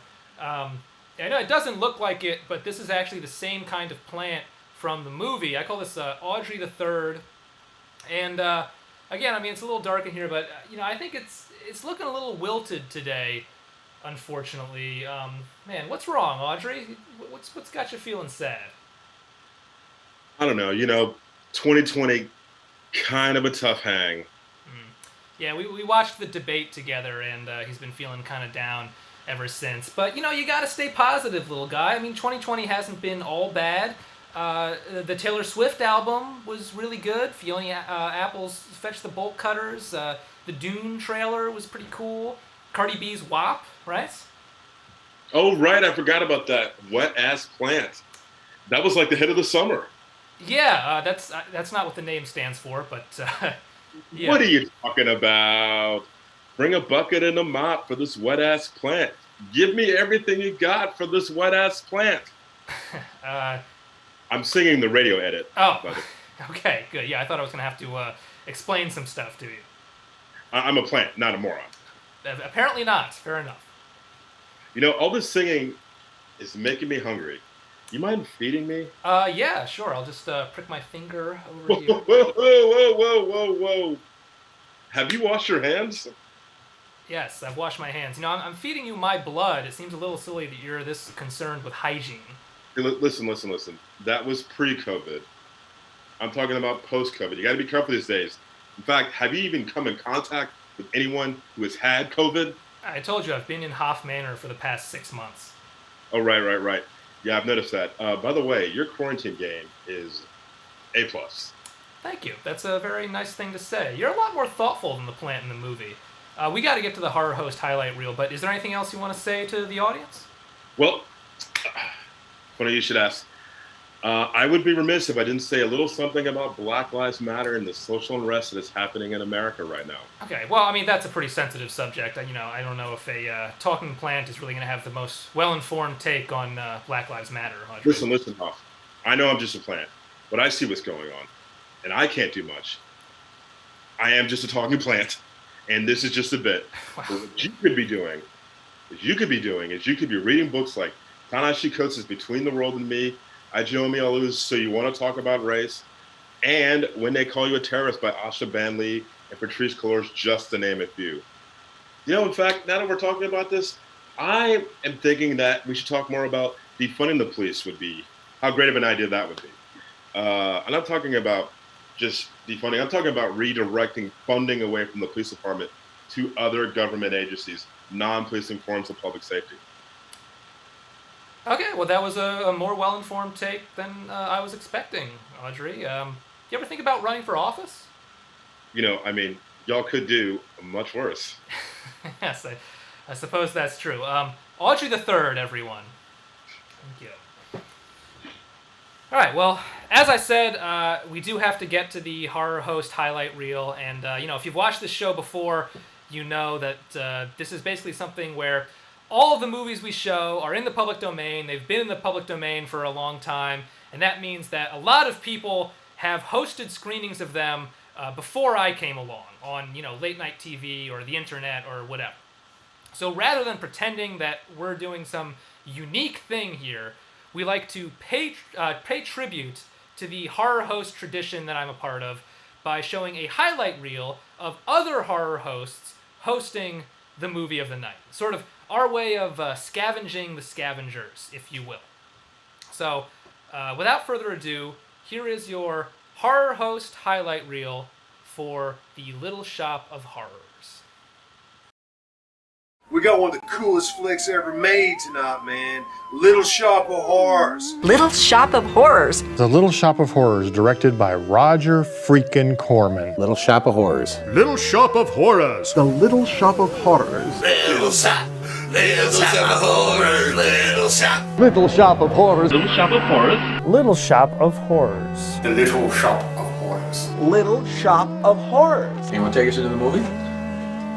Let's go travel down time and space into Little Shop of Horrors. This movie is a mishmash of spoof, Jewish humor, black comedy, and farce.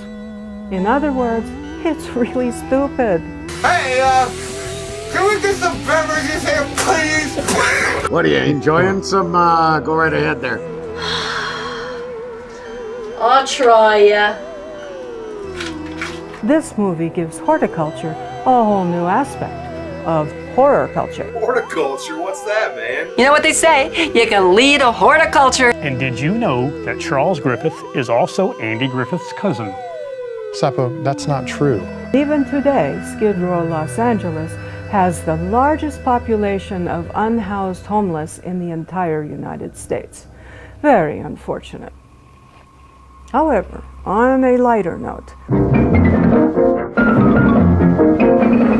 If Mr. Mushnick messes with me, he'll be off with his dick, and there'll be no dick to play with. This is a film that will really grow on you. What did the watermelon say to the cabbage? If we can't elope, let us marry. Hey, man. You hungry? That's right. That's right. that gives a whole new aspect to the term finger food, you know? finger food? Tangella, that plant is going to mistake you for a moth. And it's going to eat you. You mean to tell me you don't eat raw meat? Banana pasta. All right, and now the final act of The Little Shop of Horrors.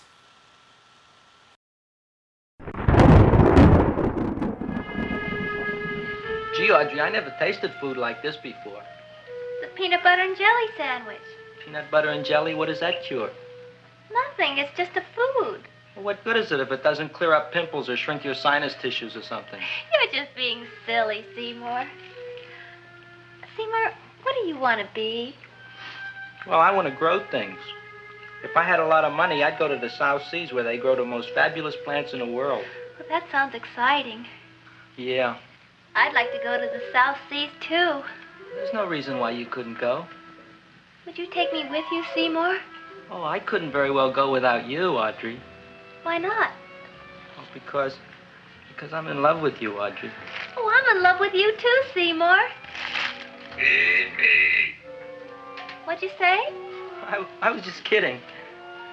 I'm hungry. Seymour. I didn't mean it. Why did you say it? Oh, food.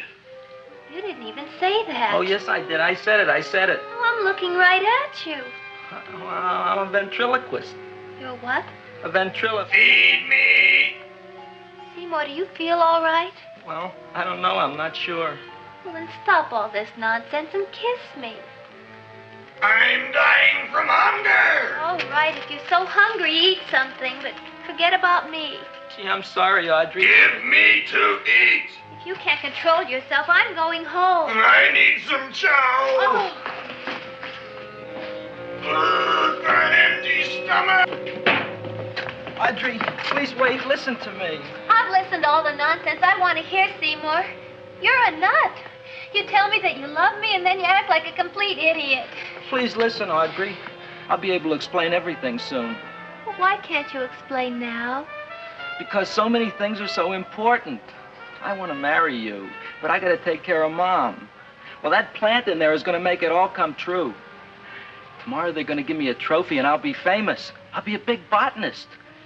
And then we can go to the South Seas, just like we planned and all. But that doesn't have anything to do with what went on in there. When you're ready to come to your senses, Seymour, then I'll talk to you. Good night, Seymour.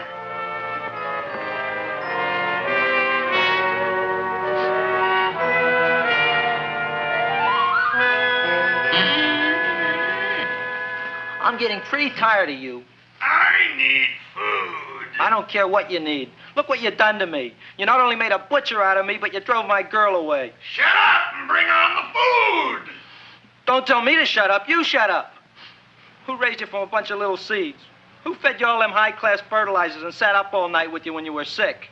Nobody else would have done that for you. Do you think anybody else would have brought you human beings to eat? You're darn right they wouldn't. Well, I've helped you, and you've helped me. Now shut your trap and go to sleep. I'm tired. Krellboy, turn around. Close your eyes. You are asleep. Open your eyes. Now you will do as I say. Do you follow me? Yes, Master. You will go out and find me some food. Yes, Master. Now be gone and waste no time.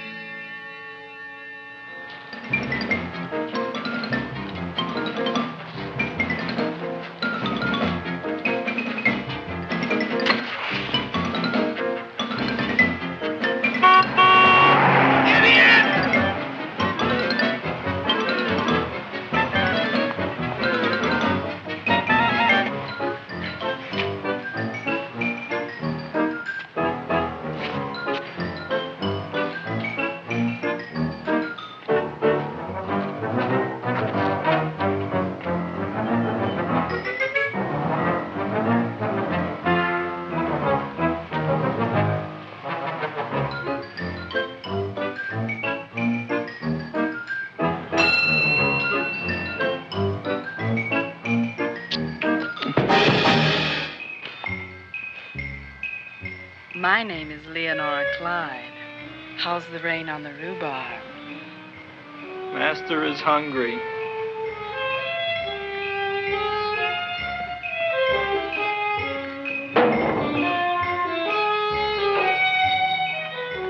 Well, hello there.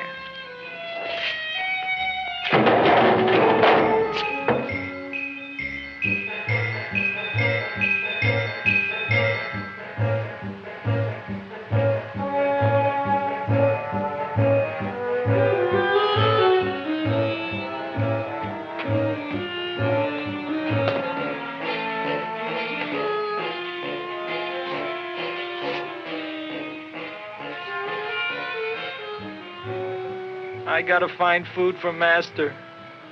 Food I gotta find for Master. For Master, I gotta find food. Maybe I can help. Who are you? My name is Leonora Clyde. I love you. Master wants food. Let the old goat wait. The night is young, and so are we. Master doesn't eat goat. Well, what kind of food does he like? Ooh! That's more like it. Kiss me. What's the matter? Don't you like me? Too bony. Too bony? Nobody ever told me that before. Beef is better than veal. Ah, you're such a dodo. What do you call this? Chopped liver? Master would like more fat. Speak for yourself, John. My name is Seymour. My name is Seymour. That's my name, too. Are you interested, or are you just wasting my time? I never thought anybody would volunteer. Do you volunteer? Sure I do. All right, if you're sure you want to volunteer. All right, my place or yours? I don't care. Well, flip a coin. I don't have a coin. Flip anything, silly. Well, there's a rock.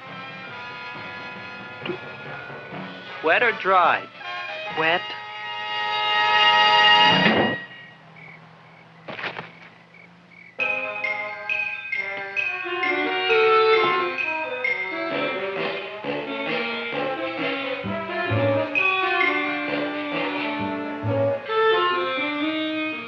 The search was narrowing, and we knew that soon we would have the killer.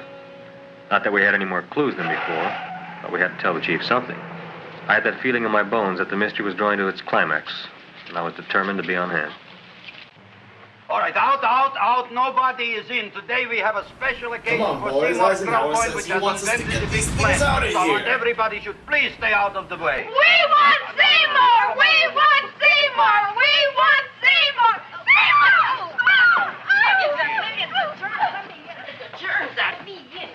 I tell you, this business is worse than being a conductor in a revoluting door. I'll be glad when this day is finished. What's a celebration? They're presenting my son with the trophy.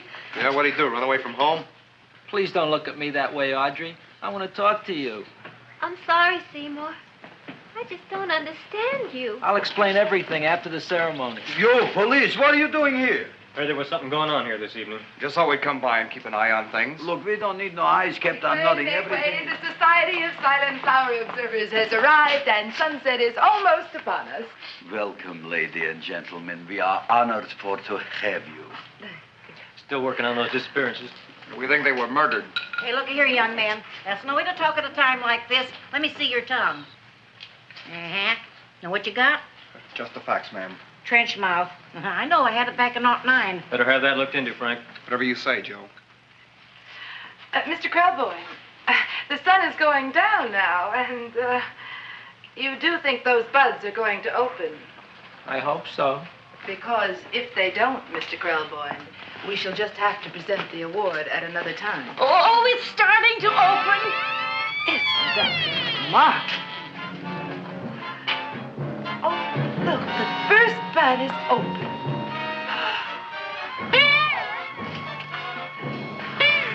Isn't that the railroad cop? Look at the rest.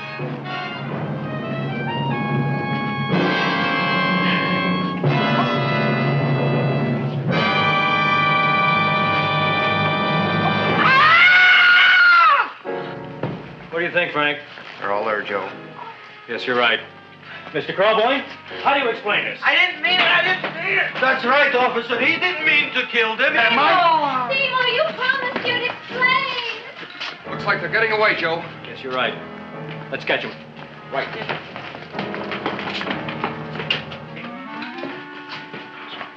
Oh, now the float will be perfect. Yeah.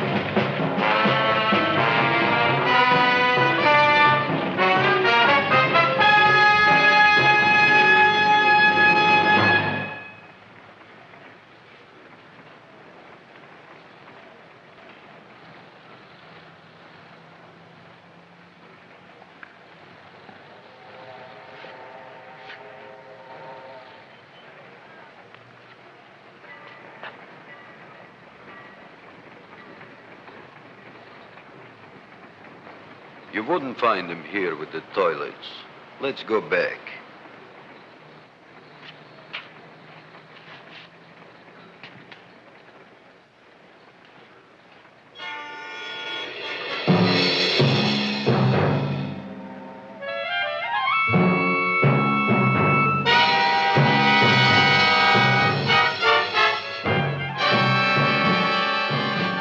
You dirty rat plant, you messed up my whole life.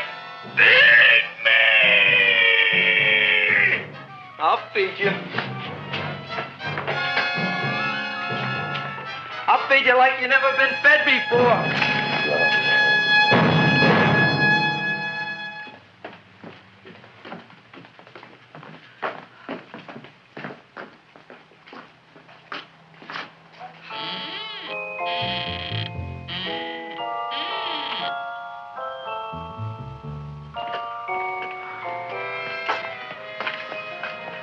Better to give up, gentlemen.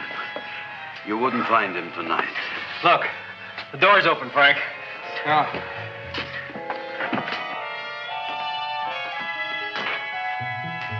He was such a good boy. more. I didn't mean it.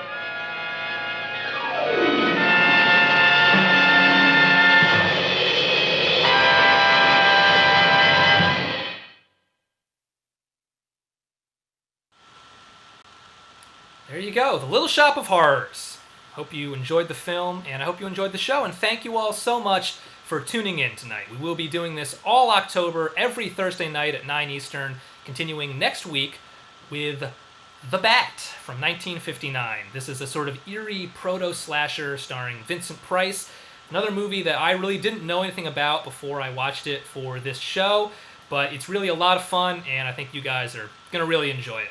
And we'll be joined next week by special guest comedian Brett Davis of The Special Without Brett Davis.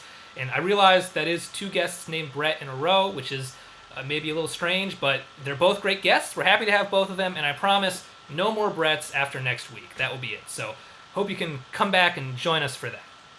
I have been your host, Hoff Matthews. My co-producers on this show are Andrei Alupului, George Gordon, and Marybess Pritchett. And many thanks once again to tonight's guest, Brett Arnold of the New Flesh Horror Movies podcast. And before I sign off completely, the last thing I want to say is that I am aware that this is a Halloween horror movies show, and the movie we started out with tonight, Little Shop of Horrors, is not that scary, right? It's, if we're being honest, more of a comedy than a horror movie, and I still think it's very fun, and, you know, the stuff we're showing will get scarier as the month goes on, relatively speaking. But I was concerned that some of you might be sort of disappointed with the levels of horror in tonight's show. So to make up for that, I'm going to close out by showing you something really scary. Okay, I'm going to get that ready right now. Just give me a second here. It's going to be very scary. Okay, check this out. Ah! Pretty scary, right? Especially when I do this. Did I get you?